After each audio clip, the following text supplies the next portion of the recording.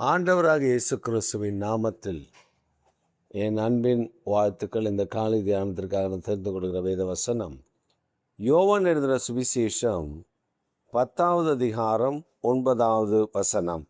நானே வாசல், என் வழியாய் ஒருவன் உட்பிரவேசித்தால் அவன் ரட்சிக்கப்படுவான், அவன் உள்ளும் புறப்பும் சென்று மேய்ச்சலை கண்டடைவான். இயேசு கிறிஸ்து சொல்லும் பொழுது, நானே வாசல், என் வழியாய் ஒருவன் உட்பிரவேசித்தால் அவன் ரட்சிக்கப்படுவான், உள்ளும் புறம்பும் சென்று மேய்ச்சலை கண்டடைவான்.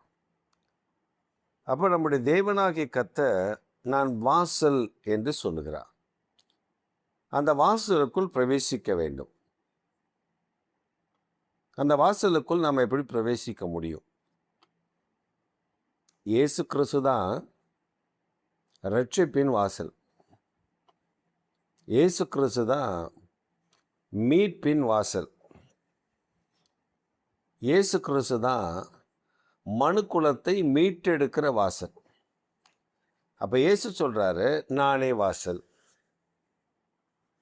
என் வழியாய் ஒருவன் உட்பிரவேசித்தால், அதாவது எனக்கு என்ன பயன்படுத்தினால், என்னை கொண்டு ரட்சிக்கப்படுவதற்கு ஏதுவான காரியத்தை அவன் செய்தால் அவன் ரட்சிக்கப்படுவான். ரட்சிக்கப்படுவதற்கு ஏதுவான காரியம் என்ன? மனம் திரும்புதல், பாவத்திலிருந்து மனம் திரும்புதல், தேவனை தேடுறது, நான் ஒரு பாவி என்று அறிக்கையிடுவது. அப்போ ஒரு மனிதன் தன்னை பாவி என்று இனம் கண்டு கொள்ள வேண்டும். சிலர் சொல்லுவாங்க, நான் பாவமே செய்யலைங்க, நான் எப்படி பாவி ஆக முடியும்? ஐயோ, நான் பரிசுத்தம் உள்ள ஆள், நான் நீதிமான், நான் அப்படி, நான் இப்படி அப்படின்னு சொல்லி பல விதமாய் சொல்லுகிறதை நாம் நம்முடைய வாழ்வில் கேட்கிறோம். ஆனால் இயேசு கிறிஸ்து என்ற வாசலை அவர் நமக்காக திறந்து வைத்திருக்கிறார்.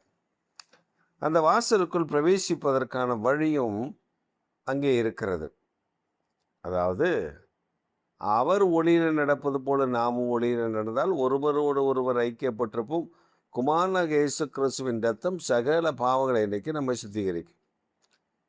அப்போ நம்முடைய வாழ்வில் பரிசுத்தம் உள்ள ஒரு வாழ்க்கை, பரிசுத்தத்தோடு கர்த்தரை தேடுவது.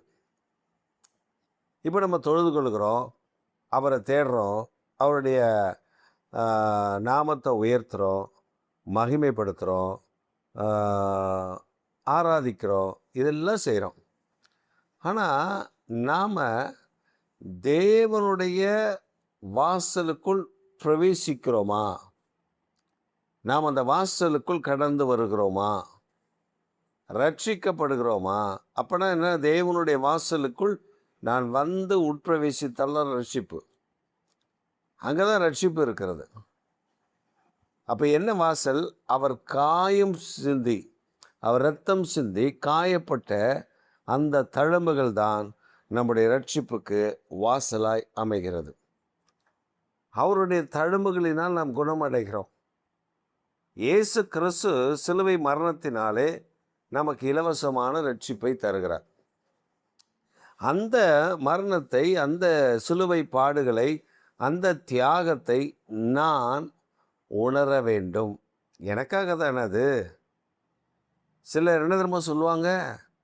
ஐயோ, அவரா பாவங்க, அவர் பாவங்க, அவரை பிடிச்சி அடிச்சு விட்டாங்க, சிலுவையில் தொங்க விட்டு விட்டாங்க அப்படின்னு சொல்லுவாங்க. ஆனால் அவர் எதற்காக அதை ஏற்றுக்கொண்டார்? ஒரு அம்மா ஒரு முறை சொல்லும் பொழுது சொல்கிறது, நீங்கள்லாம் வளர்ந்த இயேசு ஆராதிக்கிறீங்க, நாங்கள்லாம் குழந்தை இயேசு ஆராதிக்கிறோம்.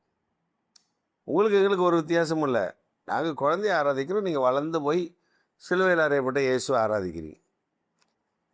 அப்போ அவங்களுக்கு புரிய வைத்தோம், இயேசுவின் அன்புனா என்ன, அவர் பிறந்ததிலிருந்து அவர் சிலுவை மரணத்தினாலே நம்மையில் எவ்வளவு அன்பு செலுத்தி இருக்கிறார் அதை காண்பிப்பதற்கு அவர் சிலுவை மரணத்தை எடுத்தாரே அப்படின்னு சொல்லும்போது தான் அவனுக்கு புரிந்தது. அப்போ நம்முடைய வாழ்வில் நமக்கு கர்த்தர் ஒரு பெரிய ஆசீர்வாதங்களை, நன்மைகளை, மேன்மைகளை கர்த்தர் வைத்திருக்கிறார். உயர்வை கர்த்தர் வைத்திருக்கிறார். கனத்தை கர்த்தர் வைத்திருக்கிறார். அப்போ நம்ம அவருக்குள் பிரவேசித்து, அந்த ரட்சிப்பு அவருக்குள்ளே தான் இருக்குது. வேறு யாரும் நம்ம ரட்சிக்க முடியாது. வேறு யாரும் நம்ம உட்பிரவேசிக்க பண்ண முடியாது. அவர் தான் கிருபாசனம். அந்த கிருபாசனத்துக்கு நம்ம கொண்டு போகிறாரு, அது அவர்தான் வாசல். இப்போ பழைய ஏற்பாட்டில் சொல்லப்பட்ட ஆசாரிப்பு கூடார வாசல் அவர் தான்.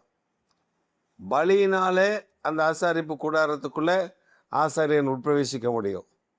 பலியினாலே அந்த ஆசாரியன் பலி செலுத்தி இரத்தத்தை எடுத்துக்கொண்டு இஸ்ரவேலின் வம்சத்திற்காக அவன் பிரயத்தனம் பண்ண முடியும், பிராயச்சித்தம் செய்ய முடியும். ஆனால் இயேசு கிறிஸ்து என்ற வாசல் அவர் சொந்த இரத்தத்தை சிந்தினதினால், அந்த இரத்தத்தினாலே நம்மை ரட்சிக்கிறார். அதனால தான் அந்த வாசலில் பிரவேசிக்கிறோம்.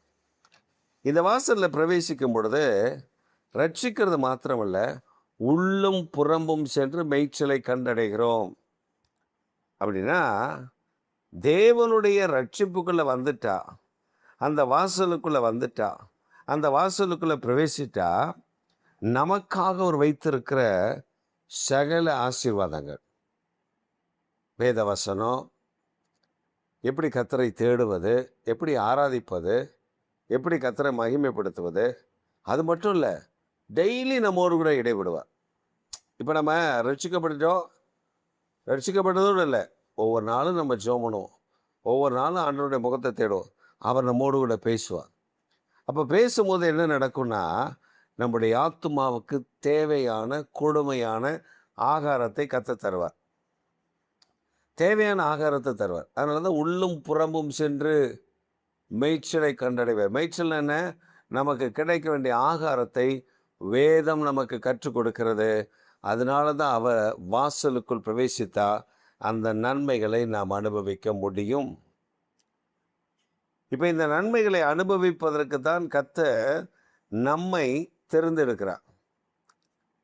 மனுக்குள்ள அதெல்லாம் இழந்து போச்சு. மனிதர்கள் அதெல்லாம் இழந்து போனாங்க. பாவம் செய்தது நிமித்தம் எல்லா நன்மைகளும் இழந்து போனாங்க. தேவ மகிமை விலகிடுச்சு. ஆனால் இயேசு கிறிஸ்துவின் நாமத்தை நிமித்தம் எல்லாத்தையும் திரும்ப கொடுக்குறார். எதெல்லாம் இழந்தோமோ அதெல்லாம் திரும்ப கொடுக்குறார். அதனால தான் ஆண்டவர் சொல்கிறாரு, இழந்ததை தேடவும் ரட்சிக்கவே மனுஷகுமாரன் அந்த பூமிக்கு வந்தார்.